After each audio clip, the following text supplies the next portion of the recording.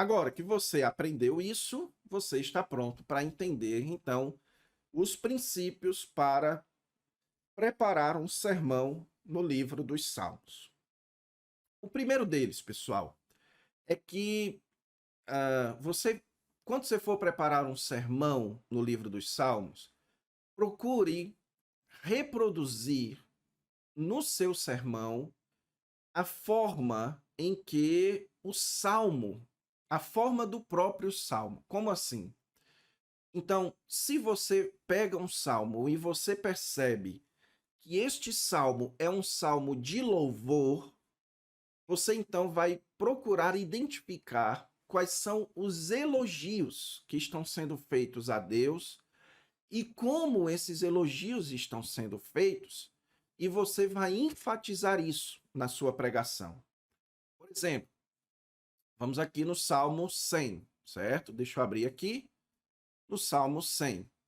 Então você quer pregar no Salmo 100. Celebrai com júbilo ao Senhor todas as terras. Servi ao Senhor com alegria. Então no Salmo 100, você pode, quando for pregar, enfatizar expressões como com júbilo, com alegria, todas as terras, com ações de graças. Então, então aqui é uma primeira coisa que você pode enfatizar. Você pode, por exemplo, quando for pregar no Salmo, dizer o seguinte, irmãos, a primeira coisa que eu quero chamar a atenção aqui de vocês é a natureza do louvor. Como o salmista nos ensina a louvar a Deus. Ele diz que o louvor a Deus deve ser com júbilo. Ele diz que o louvor a Deus deve ser com alegria, que inclusive é um paralelo, né? Júbilo, alegria.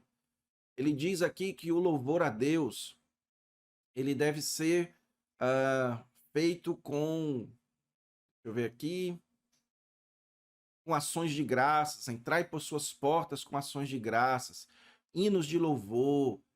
Então, então todas as terras, tem que ser geral, tem que ser todas as terras. Então você pode fazer um sermão enfatizando esses elementos do louvor a Deus. Ou então você pode fazer um sermão enfatizando as razões pelas quais ele está louvando a Deus, certo? Como, por exemplo, ah, sabei que o Senhor é Deus, foi Ele que nos fez, dele somos, somos o seu povo. Rendei-lhe graças, porque o Senhor é bom, a sua fidelidade, a sua misericórdia dura para sempre, a sua fidelidade de geração em geração. Então, isso aqui pode ser um salmo que você pode utilizar também para pregar sobre as razões que nós temos para louvar a Deus. Então, salmos, pessoal, são maravilhosos para preparar sermões. Inclusive, são, eu diria, os mais fáceis, certo? Porque você pode trabalhar aqui de diferentes formas. Tem muita coisa que você pode enfatizar aqui, ok? Então, isso é uma primeira dica. É um salmo de louvor, aí você foca ali as razões que está sendo louvado, ou então a forma como está sendo louvada, e por aí vai.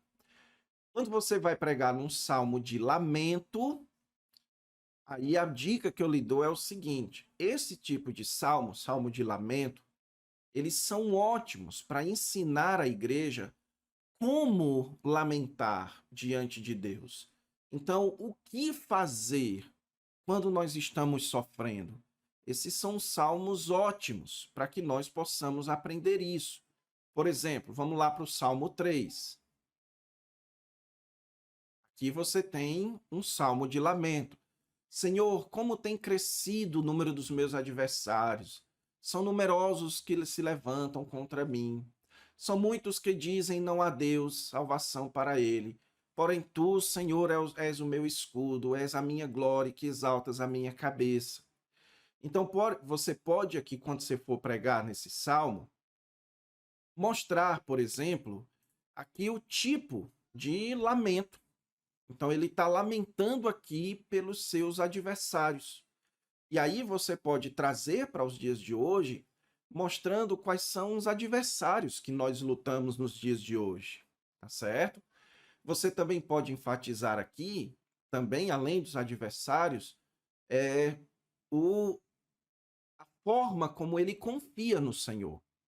Deus é o meu escudo, com a minha voz, e ele responde o meu clamor.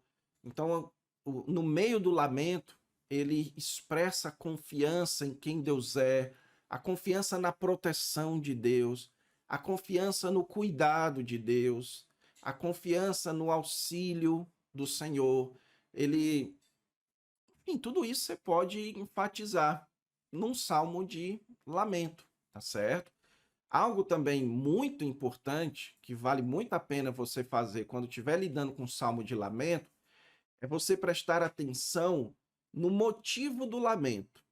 E você, então, trazer isso para os dias de hoje, tá certo? Então, por exemplo, nesse caso do Salmo 3, ele está lamentando aqui, a razão do lamento é a perseguição. Então, digamos que você quer pregar na sua igreja sobre perseguição, perseguição aos cristãos, a igreja perseguida, ou você quer pregar para jovens que estão, sei lá, que têm medo de serem rejeitados, ou pessoas que estão com medo de crer em Cristo, enfim, qualquer natureza de perseguição. Aí você pode usar esse salmo. Existem outros salmos de lamento que agora a questão é o pecado. Então, o salmista está clamando socorro a Deus, pedindo socorro pelo seu pecado, por causa do seu pecado. Então, você entende a razão do lamento do salmista e então contextualiza, mostrando como isso que estava fazendo o salmista lamentar, como isso também nos faz lamentar hoje. De que formas essa razão aqui do salmista também nos faz lamentar? E o que que o salmista faz diante desse lamento? E o que que então nós aprendemos a fazer diante deste lamento também, certo? E em terceiro lugar, se você estiver pregando em um salmo de gratidão, você vai ensinar as pessoas como ou por que elas devem expressar gratidão. Por exemplo, Salmo 116. Salmo 116. Amo ao Senhor, porque ele ouve a minha súplica, porque inclinou para mim os meus ouvidos, invocá-lo-ei enquanto eu viver. Laços de morte me cercaram, e aí ele vai mencionando as razões pelas quais ele é grato ao Senhor. Aqui, você pode, por exemplo, através desse salmo, enfatizar o que, que nós devemos fazer por causa da nossa gratidão ao Senhor. Você pode enfatizar, por exemplo, no seu sermão, que por sermos gratos a Deus, nós precisamos amar o Senhor. Por sermos gratos a Deus, nós precisamos andar na presença do Senhor. Aqui, ó. Ah, cumprir os votos diante do Senhor, certo? Que se refere, né, a oferecer sacrifícios e ações de graças. Aí você tem que fazer aquele exercício que eu já chamei a sua atenção, de passar pelo Novo Testamento, para ver como é que o Novo Testamento nos diz que nós oferecemos sacrifícios a Deus hoje, que o templo já não é mais existente, tá certo? Então aqui, por exemplo, você teria um sermão de 3 pontos. Um sermão onde você poderia dizer resultados práticos da gratidão a Deus, amor ao Senhor, andar na presença do Senhor e ah, cumprir os votos que talvez hoje seria louvar ao Senhor ou consagrar-se ao Senhor, tá certo?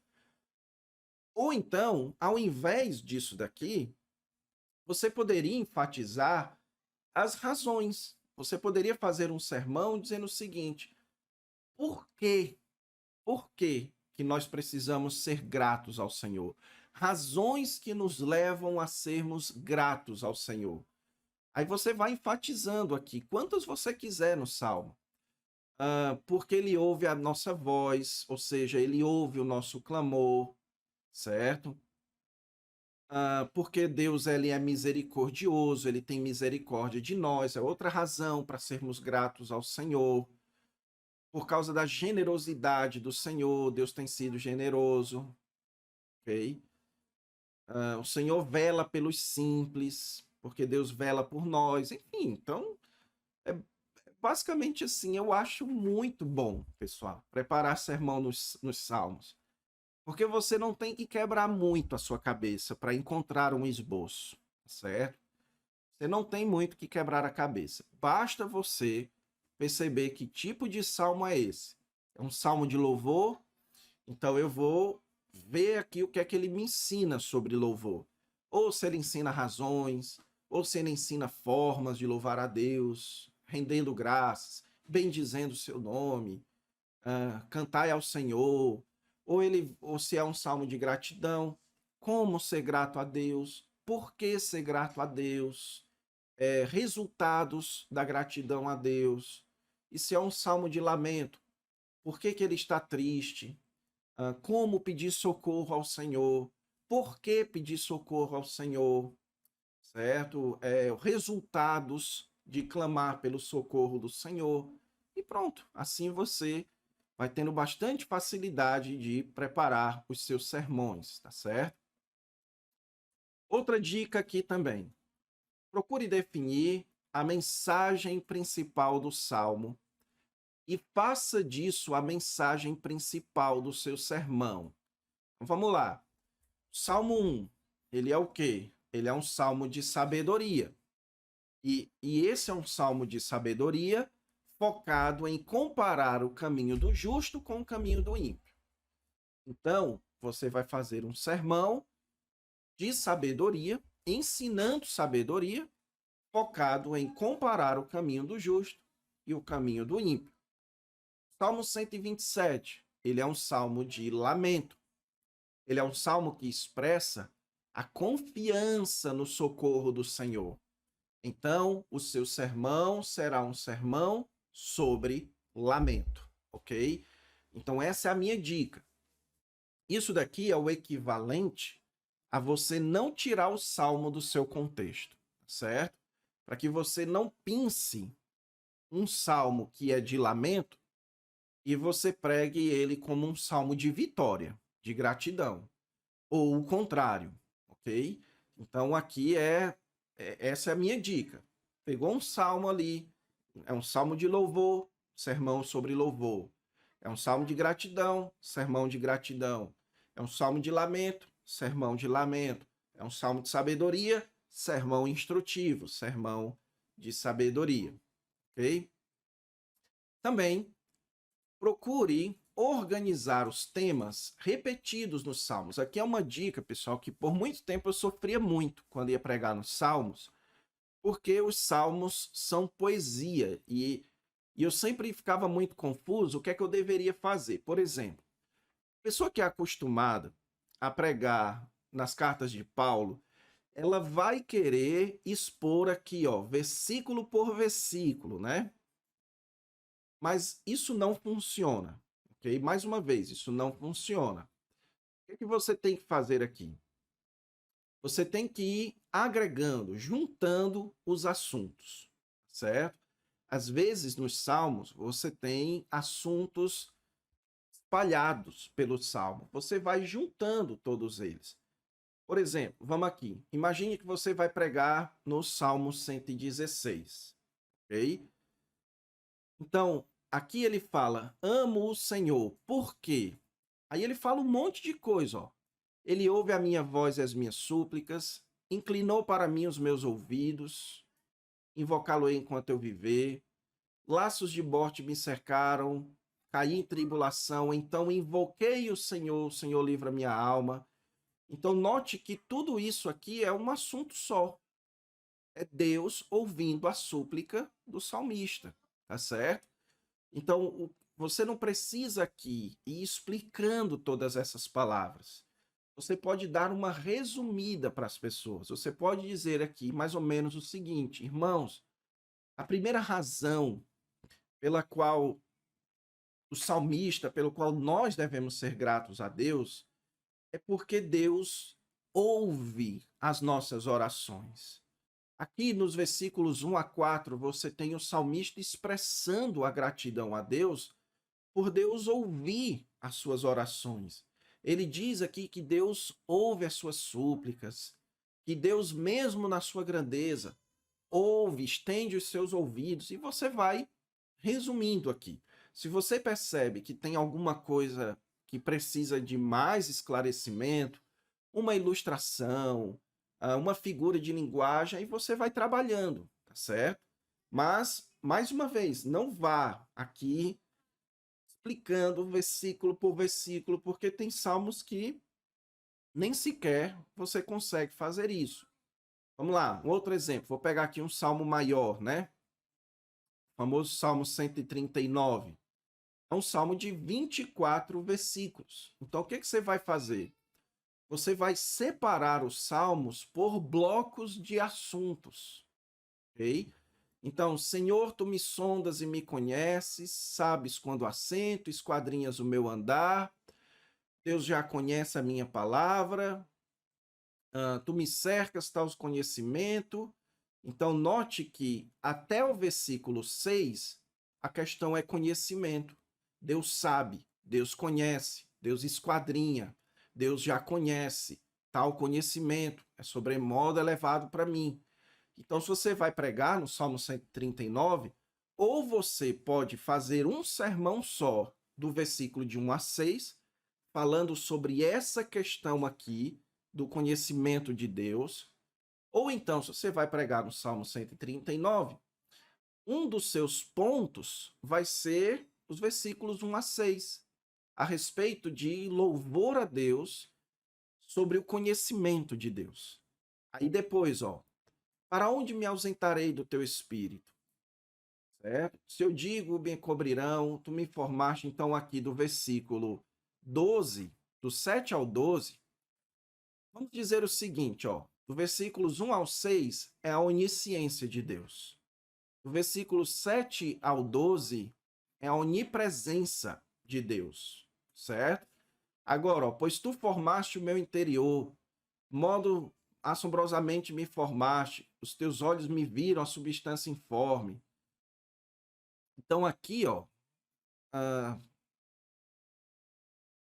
do versículo 13 ao 16, a ênfase está no poder de Deus, certo? No seu poder, que nos formou de forma assombrosa, e Deus... Então você tem um sermão aqui com onisciência, onipresença, onipotência de Deus, tá certo?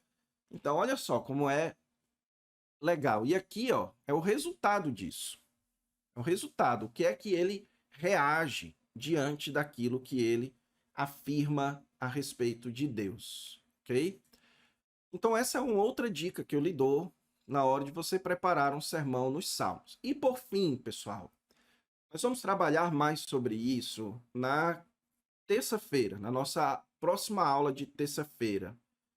Nossa próxima aula é segunda, tá certo, irmão Elias? Amanhã, sábado e domingo nós não teremos aula.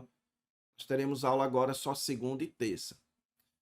Na terça-feira eu vou falar sobre como pregar Cristo a partir do Antigo Testamento. Mas é muito importante que, quando você for pregar nos Salmos, você também dê uma passada no Novo Testamento, ok? Então, por exemplo, você está pregando num Salmo, e o Salmo fala do santuário. No Antigo Testamento, o santuário era um prédio. No Novo Testamento, não é, ok? Então, o prédio do templo, isso é falado nos Salmos. Quão amáveis são os teus tabernáculos, os teus santuários. E tem os salmos de romagem, né? Que são aqueles salmos de celebração enquanto as pessoas caminhavam em direção ao templo. Mas no Novo Testamento, o templo não é um prédio, ok? Então, o templo é o quê? O templo é o corpo de Cristo, o templo é a igreja, o templo é o povo. Nós somos o santuário do Espírito Santo, ok? Então, a gente precisa ficar atento a isso. Também, uma outra regra muito importante que eu vou dar para você aqui e eu peço que, por favor, você guarde isso na sua mente. Por favor, estabeleça como regra só associar um salmo a Cristo se o Novo Testamento assim o fizer, ok? Faça isso como regra, porque é muito comum você encontrar pessoas interpretando salmos alegoricamente para tentar relacionar ele a Jesus. E isso não, você não deve fazer. Por exemplo, aqui no Salmo 3, é a tentação que existe aqui, né? Senhor, como tem crescido o número dos meus adversários, são muitos que me dizem não há Deus, não há em Deus salvação para ele. Então, aqui é dizer o seguinte, ó, como se fosse Jesus, né, o Cristo, orando aqui, ou coisa do tipo. Não.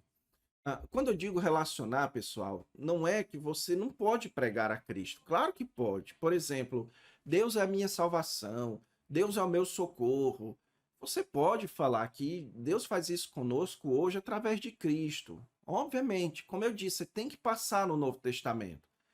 Mas você não pode aqui dizer que aqui é como se fosse Jesus orando, ou Cristo orando. Não, não é Cristo orando, certo? Agora, quando você vai para o Salmo 16, e o texto diz o seguinte, ó: pois não deixarás a minha alma na morte, nem permitirás que o teu santo veja corrupção. Aí sim, você pode dizer, olha, esse versículo aqui se refere a Jesus. Por quê? Porque Pedro, no Salmo 2, me diz que esse versículo se refere a Jesus, certo? Então, essa é a forma de você relacionar os salmos com Jesus. Então, quando é que um salmo se refere a Jesus? Quando o Novo Testamento me diz que ele se refere. A parte disso, você vai pregar Cristo fazendo esse trabalho de contextualização com o Novo Testamento, ok? Então é isso, pessoal. Com isso, a gente encerra aqui o nosso assunto dessa aula.